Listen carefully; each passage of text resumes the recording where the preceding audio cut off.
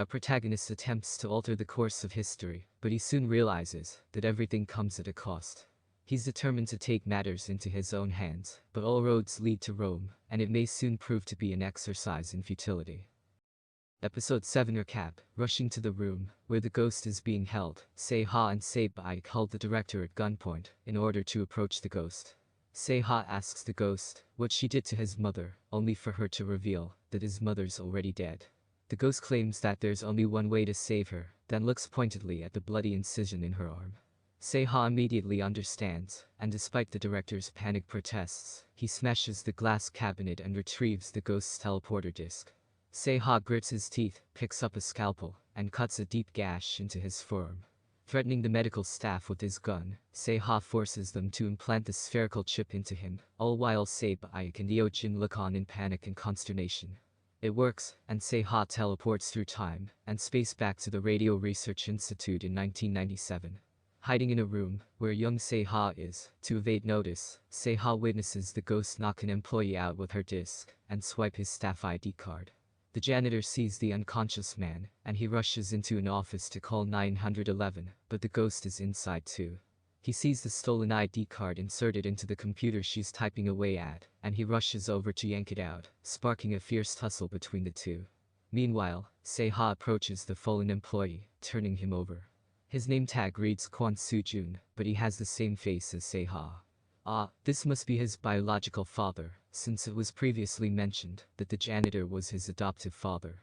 Hearing noises from the office, Se-ha goes in to investigate, only to witness the exact moment when the ghost shoves the janitor off of her, sending him stumbling back onto a metal rod that impales him.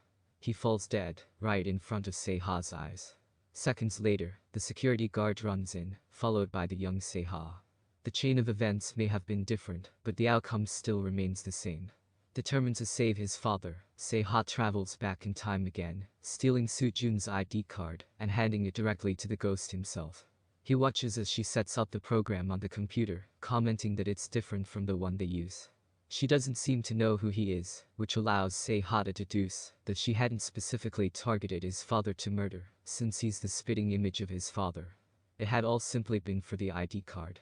Se-ha tearfully accuses the ghost of treating his father like an expendable cog in the system, but before she can respond, her legs suddenly give out on her, and she collapses in pain.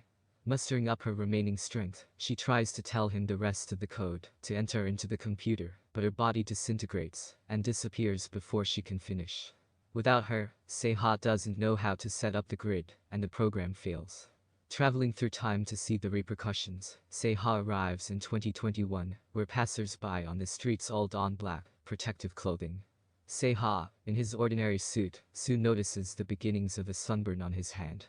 In this alternate timeline, his mother no longer works at a factory, and his father is no longer dead. Instead, Se-ha's family lives in a lavish penthouse, and his mother is alive, well, and looking every bit the elegant rich lady. Upon seeing Se-ha soaked to the bone, she fusses over him, worrying that he'll catch a cold. She cups his face tenderly, and tears well up in Se-ha's eyes. Se-ha follows his parents to their workplace, where all the employees that pass by them in the hallway have some form of skin deformity from the damage caused by the radioactive solar rays. In this world, Soo-jun is a renowned doctor who developed radioiodine treatment to remove radioactive contamination.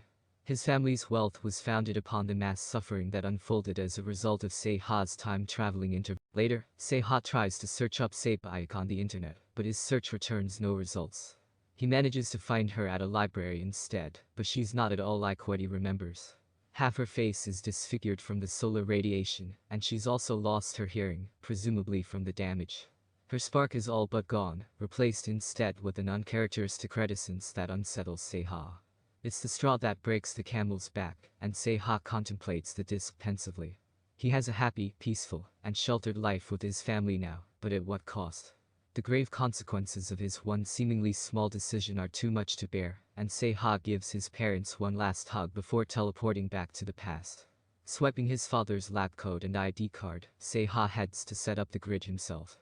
When Soo-jun realizes his things are gone, he chases Se-ha down, eventually finding and confronting him in the office.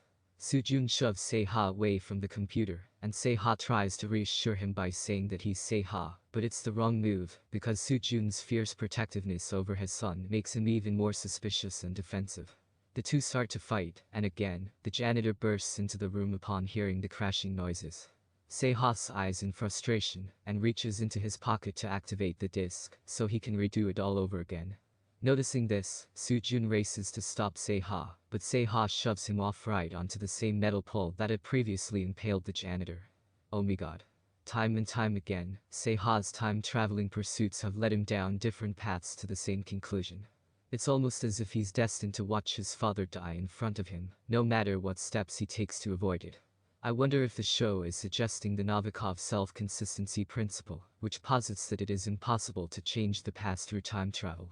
Any action taken that prevents the original outcome would negate the reason for traveling back in the first place, thus creating a paradox. Hence, traveling back would instead lead to you playing a part in the original outcome. Seiha's experiences in the various timelines are consistent with this theory, since his attempts to meddle in the past have only led to him getting involved in the sequence of events that cause his father's death. It's interesting that in the last timeline of this episode, Seiha has essentially taken on the role of the ghost. He's now the time traveler, the grid installer, and the person that accidentally pushed someone to his death. The only timeline in which Seiha seems to have averted his father's death is the one where the grid was never set up, though it could very well still lead to him witnessing his father's death further down the line. Even so, that timeline is unique enough that it seems like an anomaly, and that makes me wonder if perhaps it was the original timeline, the one that motivated the ghost to develop time travel and install the grid to prevent worldwide human suffering. I wonder why Seiha hasn't experienced any adverse effects from time traveling, unlike the ghost. Is it because he's still in the early stages and hasn't traveled as much yet, or is there another reason? On that note, will the other characters appear in these alternate timelines too? We've already seen Seibike, plus a glimpse of Monok, as a swimming pool employee, and it'd be interesting to see how much the others' lives have changed too. Seiha clearly prefers to work as a lone wolf, but I think he's beginning to realize that the butterfly effect of time traveling may be too extensive for him to shoulder alone.